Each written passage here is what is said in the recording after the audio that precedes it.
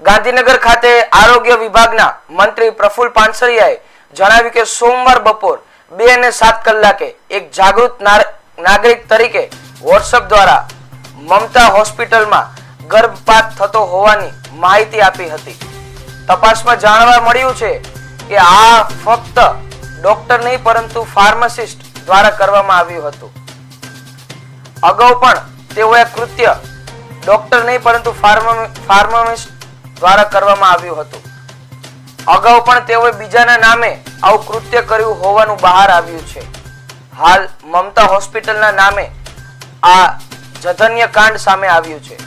મંત્રી પાનસરિયાએ જણાવ્યું કે આ પ્રકારના ગર્ભપાતના કિસ્સાઓ સામે કડક પગલાં લેવામાં આવ્યા છે।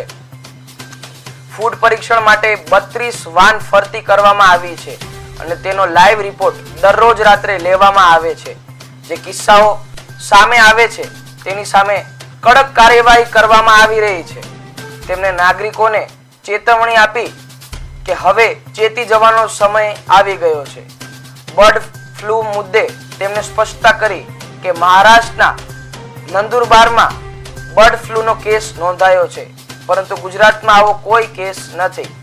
નાગરિકોએ ગભરાવાની જરૂર નથી। રાજ્યમાં પોલ્ટ્રી ફાર્મ તપાસ કરવામાં આવી રહી છે અને પરિસ્થિતિ પર નજર રાખવામાં આવી રહી છે।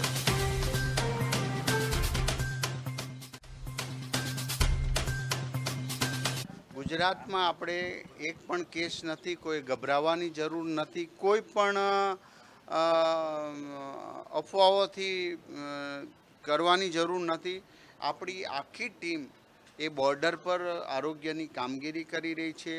સરાઉન્ડિંગ 10 કિલોમીટર એરિયાની અંદર H5N1 ક્યાંય પણ ન થાય એ હેતુથી પોલ્ટ્રી ફાર્મની અંદર પણ તપાસ કરવામાં આવી છે અને એના નમૂના લેવામાં આવ્યા છે।